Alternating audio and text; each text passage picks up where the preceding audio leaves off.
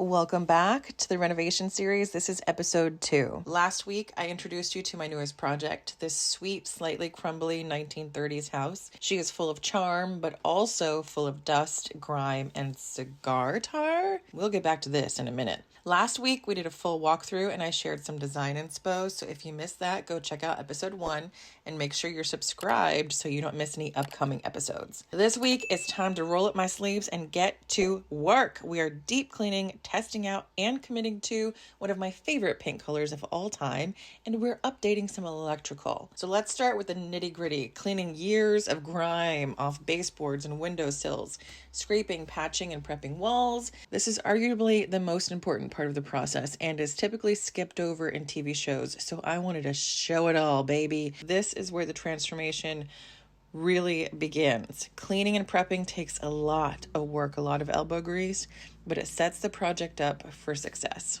Okay, you guys are in for something crazy and like kind of gross. Ready? All right, can you see all this dripping on the walls? Nasty, right? Well, that is an attic fan. So the house does not smell like cigarettes or cigars. I'm guessing the previous owner was quite the fan of the devil's lettuce. And whenever he smoked inside, he would just turn the attic fan on. And this is just like what was left over. So we gotta clean this. So this is vinegar, water, and some Dawn.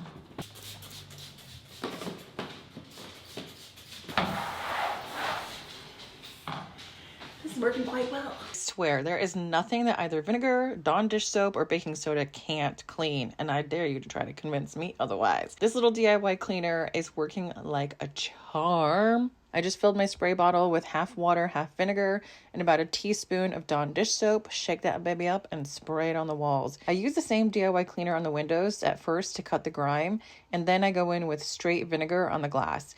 Vinegar works better than any glass cleaner out there, and you're not exposing yourself to any harsh chemicals or fragrances. I got some paint samples. Sorry about the echo. There's like literally nothing in here besides me and the doggies and all my cleaning supplies. So for this living room, I really wanted to do Farrow Ball's Sulking Room Pink. I love that color. I've loved that color forever, and I've always wanted to do it somewhere. So we got a couple samples. Now I went to my local Ace Hardware that sells Benjamin Moore paint, and they were able to look up the Farrow Ball like color code. So they were able to make the Farrow Ball color code in a sample in their Benjamin Moore paint. But I also got the color Barberry sampled as well, because the Barberry is like pretty close to the Sulking Room Pink. So we're just gonna do like 2 swatches on a couple different walls, and we're gonna see what we like better. So just a little tip, when you're painting your room, do some swatches on a couple different walls, because you're gonna wanna see what the color looks like in like on a sunny wall, like this wall is getting some sun, but we're gonna also paint on the other side in the shade, because one color can look totally different on like a south wall or a north facing wall. And you wanna make sure that you like the color on both walls and in daylight and at night before you commit to painting your whole room that color. You know, you don't want to just swatch one area and then you don't actually fully like the color. So we're gonna do the Benjamin Moore Sulking Room Pink dupe, and also the Benjamin Moore Barberry. That's their standard color. Let's go, I'm excited. So I'm just gonna go in this corner right here. We're gonna do Sulking Room Pink on top and then the Barberry on bottom.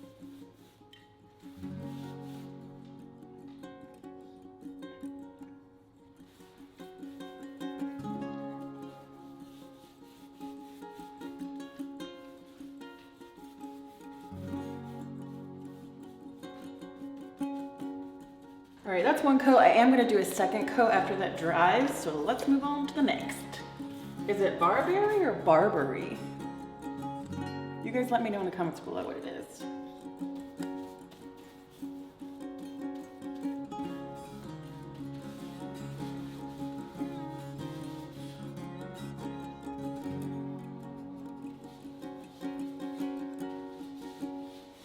So I picked up these brushes at the dollar store for $1.25.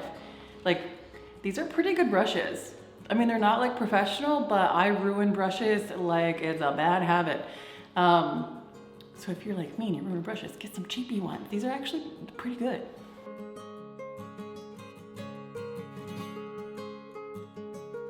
You can see that it dries a lot darker than when it goes on wet.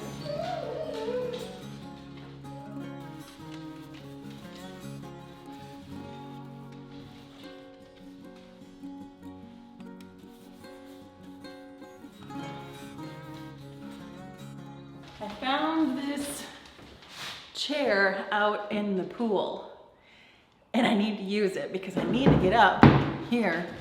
They have Christmas lights strung around this entire living room and I need to get up there. I need to get them down. So we're gonna use it and hopefully it doesn't collapse and hopefully I don't die.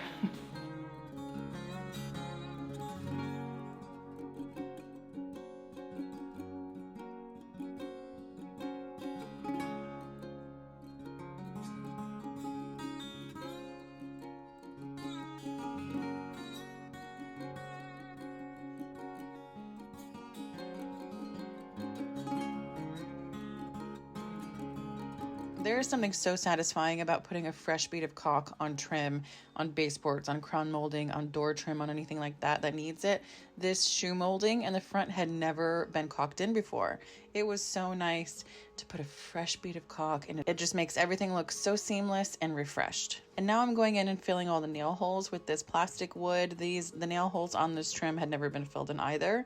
So this trim already looks a million times better just with the fresh bead of caulk and the nail holes filled. I can't wait until we paint it. All right, I've got a couple questions for you guys. The most annoying thing about this room are these recessed lights, right?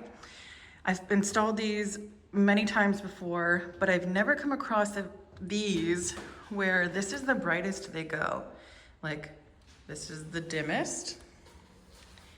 See, dim, bright. There's only like a 10% difference. It's like, it's not bright in here at all. Like these should get quite a bit brighter. If you guys know, see dim, light, there's not that much of a difference. I'm guessing one of these is like setting the tone for the rest. So I'll probably just have to pop them down and see if there's like a little toggle switch on the back. But if you guys know how to fix that, let me know. Secondly, this Venetian plaster behind the fireplace, it's like a faux Venetian plaster, like the people like did this Venetian plaster technique to it and they polished it and it looks, you know, it looks really nice.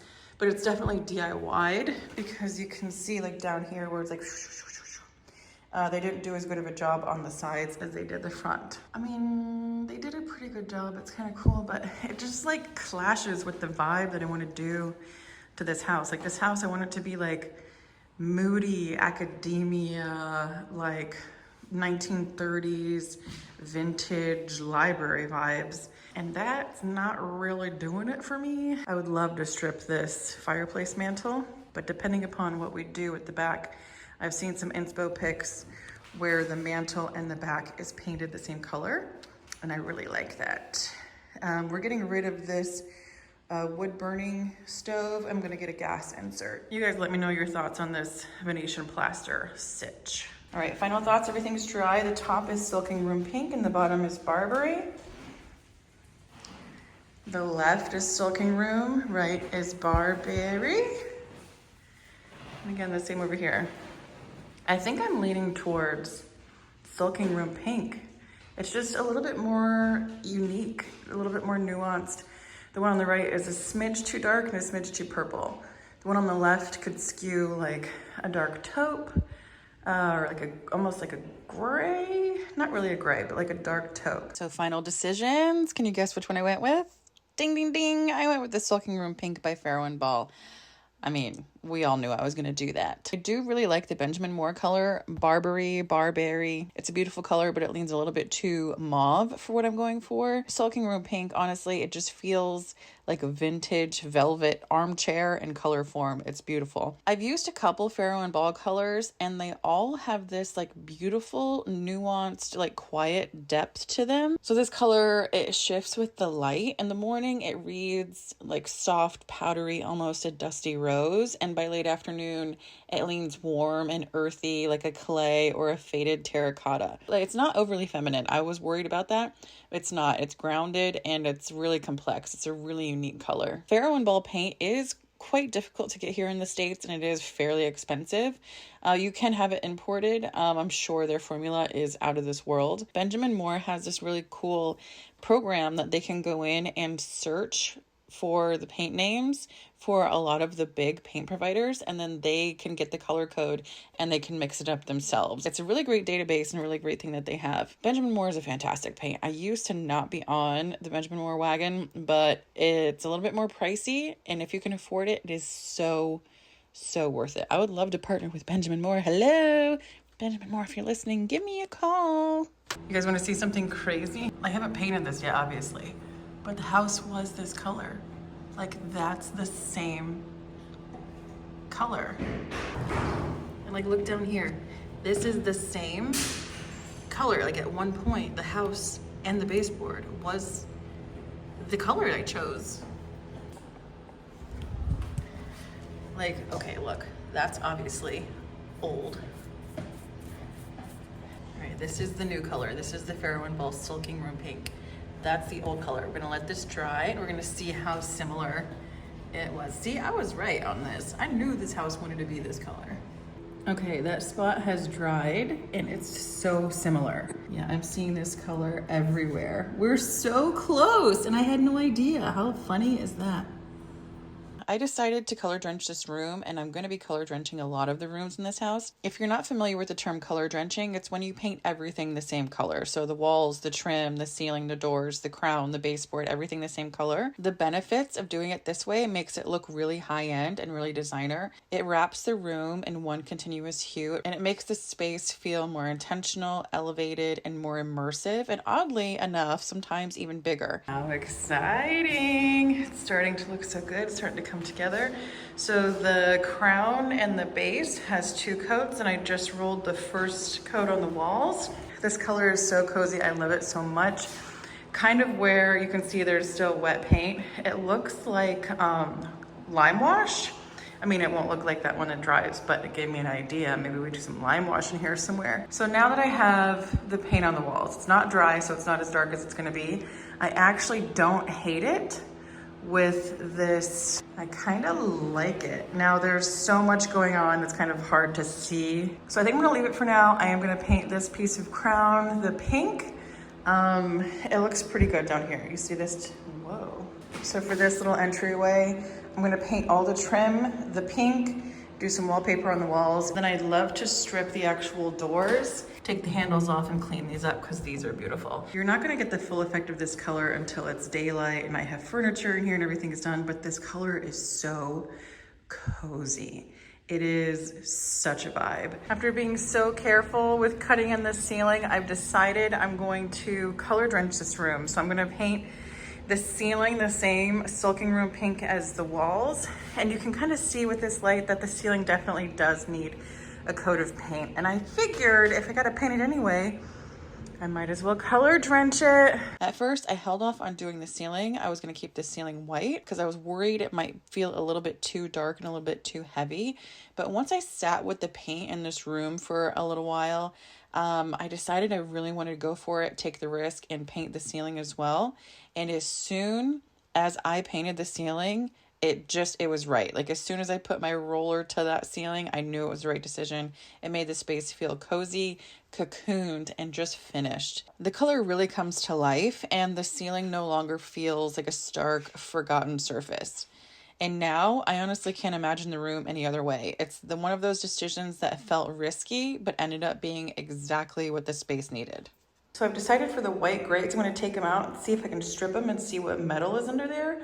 I would love to do like a brass grate instead of just like painting them. Then I'm going to change out all of these outlets so they're uniform. I'm going to do brass outlet covers. The same with all the light switches.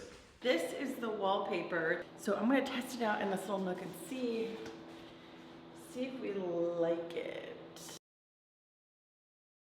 So it really depends on like which light you're standing in, where it it doesn't match, but it goes well with the pink. I'm just gonna put this here and see. This wallpaper looks fabulous in here. So what I'm gonna do is just have it on these 3 walls. I need to paint the trim and figure out what I'm gonna do with the doors. Then I'm stopping the wallpaper here. I'm not gonna wallpaper the archway because I like the archway how it is. But the color on this archway is giving me like museum vibes and I'm loving it. It is outlet changing time. The most important thing to do when you're working with any sort of electric is turn your breakers off. And if you don't know which breaker it is, get yourself one of these. It's an outlet tester. This will also help you figure out if you have wired your outlets correctly. I've already turned the breaker off and I just realized that this outlet is a 2-prong outlet. So this one is not going to fit, but I do have a little pen tester right here and we're gonna test it this way. You just turn it on and you put it in here. With these type of outlets, you can like poke them into the back, but you don't really wanna do that because after years of things being plugged in, pulled out, plugged in, pulled out, these can get loose and come out and it's a fire hazard. So you really don't want to install your outlets like this. You wanna have these wires come out and like hook around the actual screw, not just poked into the back. So when you're taking off an outlet, you're gonna put all the wires back on in the same order that you took them off. So make sure you kind of bend them to where they need to go. Out with the old, in with the new. You're just gonna put it on the same way you took this one off, but we're gonna be using the side screws, not the pokes in the backs.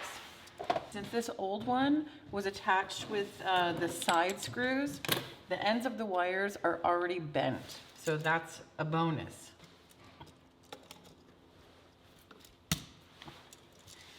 And then the way the wire is hooked is the way your screw rotates. So if your screw is rotating this way, the hook needs to also go this way. So as you tighten the screw, it's not untightening the wire. Do you know what I mean? And sometimes you'll find that outlets might be installed upside down. This was supposed to be a like child, whoa, hi. When you see outlets installed upside down, it was like a child safety preventative.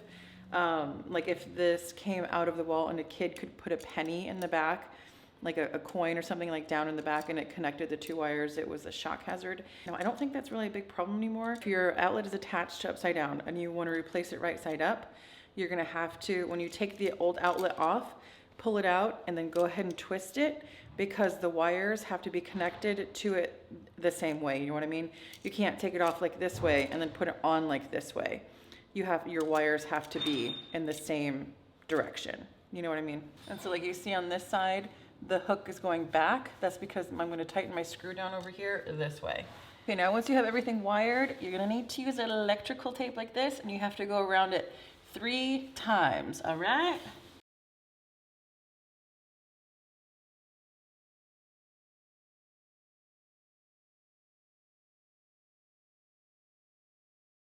Now everything is tight and secure. Push it back in the wall. Now on your house, you might have a grounding wire also in your box. This house is 100 years old and they didn't really have grounding wires back then. The metal box that it's in is acting as the ground. If you do have a grounding wire, you're gonna wanna attach that to the little green screw at the bottom. That's your grounding screw, if you have that. Now a quick disclaimer. Zoom out. I'm not a licensed electrician. Who knew? And this is not electrical advice. This is just showing you how I do things, right? I feel like I needed to say that. All right, moment of truth. The breaker is back on. We're gonna plug in our tester. And we did it right. We have a green light. If you get a code that's other than just a green light in the middle, it will tell you what is wrong. You could have a couple wires reversed, your ground might not be on properly, but this little thing is a great investment if you're gonna be doing any sort of outlet repair. And then this pen tester is also really important if you're doing any sort of electrical work. These look so good. This room looks fabulous, color drenched. I started bringing over some random things. We got our first thing hung on the wall. Look at that. I love how the color drenching looks. If you are thinking about painting your ceiling, crown, walls, and baseboards all the same color, do it. Do it, do it. Look at this couch. I found this couch on Facebook Marketplace. It is covered in plastic. The seats are individually covered in plastic. So the lady I got this from, her mom had this for 50, 60 years, and it's been covered in plastic the entire time. And I got this for free. I was there buying a dining room table, and she just gave this to me. How fun.